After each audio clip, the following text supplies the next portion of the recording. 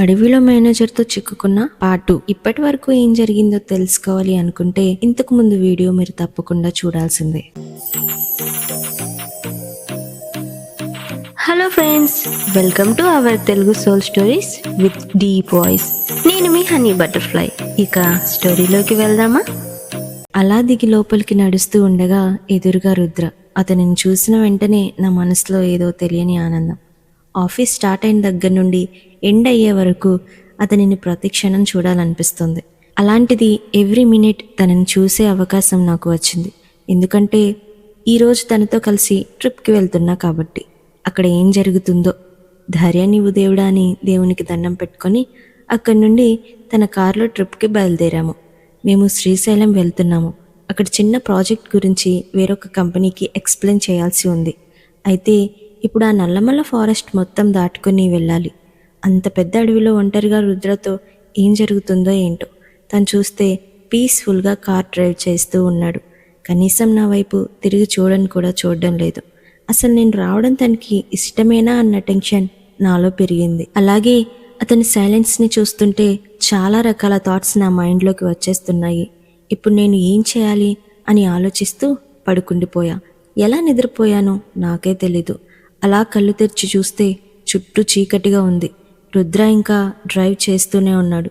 కళ్ళు తెరిచి, అయ్యో సారీ సార్, నిద్రపోయాను, చాలా బోర్ కొట్టేసిందా మీకు అని అడిగా. కానీ తనేమీ మాట్లాడలేదు. చూస్తే నాపై బ్లాంకెట్ కప్పి ఉంది. అలాగే విండోస్ క్లోజ్ చేసి మేము వింటున్న మ్యూజిక్ సౌండ్ కూడా చాలా తగ్గించి ఉంది. నా నిద్ర డిస్టర్బ్ కాకూడదని తను ఇవన్నీ చేశాడు అనిపించింది. కానీ ఎందుకు మరి మాట్లాడడం లేదు అని అర్థం కావట్లేదు. అంతలో వర్షం స్టార్ట్ అయింది. నైట్ ఆ అడవిలో చాలా వరకు అలో చేయరు, ఎందుకంటే అది నక్సలైట్లు తిరిగే ఏరియా అంట. ఆ భయం కొంచెం నా మనసులో ఉంది. ఈ వర్షం వల్ల అది మరి కాస్త పెరిగింది. పక్కకు తిరిగి రుద్ర వైపు చూస్తే తను యథావిధిగా కార్ డ్రైవ్ చేస్తూనే ఉన్నాడు. ఇంకా నాకు చిరాకు వచ్చేసింది. నీకేమైనా మెంట్లా? నేను నీతో రావడం ఇష్టం లేకపోతే నువ్వు ఆఫీస్లోనే చెప్పాలి. ఇక్కడి వరకు వచ్చాక ఇంత సైలెంట్గా ఉంటే ఎలా? నాకు పిచ్చి పడుతుంది. ఆఫ్టర్నూన్ స్టార్ట్ అయ్యాము, నైట్ అయిపోతుంది. ఒక మనిషి పక్కనున్నప్పుడు తనతో ఏం మాట్లాడకుండా సైలెంట్గా ఉండాలంటే ఎలా? ఇప్పుడు నువ్వు నాతో మాట్లాడతావా లేక ఇక్కడే ఆపేస్తావా అని కోపంతో తనతో అన్నాను. సడన్లీ కార్ ఆపేశాడు. ఒక్కసారిగా హార్ట్ అటాక్ వచ్చినట్లు అనిపించింది. నేనేదో మాట వరుస కంటే ఇలా ఆపేసేవేంటి అని ఆ చుట్టూ ఉన్న చీకటిని చూస్తూ తన వైపు కూడా చూశాను. అప్పుడే తనకి ఫేస్ మొత్తం చెమటలు పట్టేశాయి. నా వైపు తిరిగాడు. ఏమైంది అని అడిగా. తనేం మాట్లాడలేదు. అలా నా కళ్ళల్లోకి చూస్తూనే ఉన్నాడు. ప్లీజ్ ఏమైందో చెప్పండి, మీరు ఇలా చూస్తుంటే నాకు భయం వేస్తోంది అని తనతో అంటూ ఉండగానే వెంటనే నా చేతిని పట్టుకున్నాడు. ఏమైంది సార్, ఏమైనా ప్రాబ్లమా అని మళ్ళీ మొహమాటంగా అడిగా. అయినా తను మాట్లాడలేదు. నాకు దగ్గరగా వస్తున్నాడు. నా హార్ట్ బీట్ పెరిగిపోయింది. ప్లీజ్ ఏమైందో చెప్పండి, ఏమైనా మాట్లాడండి, మీరు ఇలా చేస్తుంటే నాకేదో అవుతుంది అని నేను అంటున్నా. కానీ తను పట్టించుకోవడం లేదు. నా పెదవులకు చాలా దగ్గరగా వచ్చిన తర్వాత నీకు ఇంత దగ్గరగా ఉండడం ఎంత కష్టమో తెలుసా అన్నాడు. ఒక్క క్షణం నాకేం అర్థం కాలేదు. ఏం మాట్లాడుతున్నారు, నాకేం అర్థం కావడం లేదు అని నేను అనేలోపు మా కారు నుండి పొగలు రావడం స్టార్ట్ అయ్యాయి. వెంటనే అది గమనించిన మేమిద్దరం కార్ దిగి కంగారుగా ముందుకు వెళ్ళి చూసాము. ఏమైంది అని నేను అడిగాను.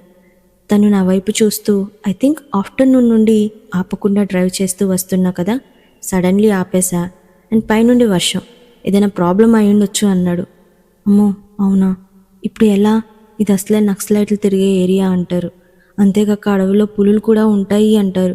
చాలా భయం వేస్తుంది అని రుద్రతో అంటూ ఉండగానే, డోంట్ వరీ, ఏదైనా వెహికల్ వస్తుందేమో హెల్ప్ అడుగుదాం అన్నాడు. లేదు, వాళ్ళలో ఎవరు ఎలా ఉంటారో తెలీదు, వాళ్ళని ఎలా హెల్ప్ అడుగుతాం అని నేను అనడం పూర్తి కాకముందే, నీతో నేనున్నా కదా, ఆ మాత్రం ధైర్యం లేదా అని అన్నాడు. ఇక సైలెంట్ అయ్యా. ఎంతసేపు ఎదురు చూసినా అటు నుండి ఏ వెహికల్ రావడం లేదు. మేము వర్షంలో తడిసిపోయి ఉన్నాం. హెల్ప్ కోసం దగ్గరలో ఏమైనా ఉన్నాయా అని మా మేనేజర్కి కాల్ చేస్తే తను చెక్ చేసి మాకు దగ్గరలో ఏదీ లేదు అని చెప్పాడు. మార్నింగ్ వరకు వెయిట్ చేస్తే ఎవరైనా హెల్పర్స్ మా కోసం వస్తారు అని చెప్పాడు. ఇప్పుడు ఏం చేయాలో మాకు అర్థం కాలేదు. అలా తను ఆలోచిస్తూ చుట్టూ చూస్తూ ఉన్నాడు. నాకైతే రుద్ర నాకు దగ్గరగా వచ్చి, నువ్వు ఇంత దగ్గరగా ఉంటే కంట్రోల్ చేసుకోవడం చాలా కష్టం తెలుసా అన్న మాటలే నా మైండ్లో తిరుగుతూ ఉన్నాయి. అలా నా ఊహల్లో నేను ఉండగానే ఎక్కడికి వెళ్ళాడో ఏం చూశాడో తెలీదు, కానీ సడన్గా వచ్చి నా చేయి పట్టుకున్నాడు. ఉలిక్కిపడి తన వైపు తిరిగి చూసా. మనం అలా కొంచెం దూరం నడుద్దాం, నాకెందుకో దగ్గరలో ఎవరైనా మనకి హెల్ప్ చేస్తారేమో అనిపిస్తోంది అని అన్నాడు. అదేంటి, ఇక్కడ ఎవ్వరూ ఉండరు, ఇక్కడ ఏమీ ఉండవు, మేనేజర్ చెప్పారు కదా అని నేను చెప్పాను. కానీ తను ఊరుకోలేదు. నాకు దూరం నుండి ఎక్కడో పొగ వస్తున్నట్లు అనిపిస్తోంది.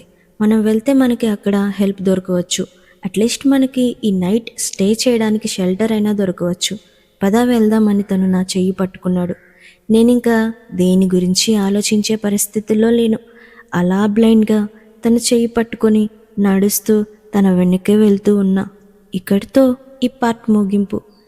ఈ రాత్రి ఏం జరుగుతుంది, అసలు తనకి చాలా ఇష్టమైన అతనితో ఈ రాత్రి ఇలా గడిపే అవకాశం వస్తుందని అనుకొని తనకి ఇది ఎలాంటి ఫీలింగ్ కలిగిస్తుంది తెలుసుకోవాలి అనుకుంటే తర్వాత వచ్చే వీడియో కోసం మీరు తప్పకుండా వెయిట్ చేయాల్సిందే. వీడియో నచ్చితే లైక్ చేయండి. మీరు ఇచ్చే ప్రోత్సాహం రాబోయే కథకి శ్రీకారం. మళ్ళీ నెక్స్ట్ ఎపిసోడ్లో కలుద్దాం. అంతవరకు బాయ్.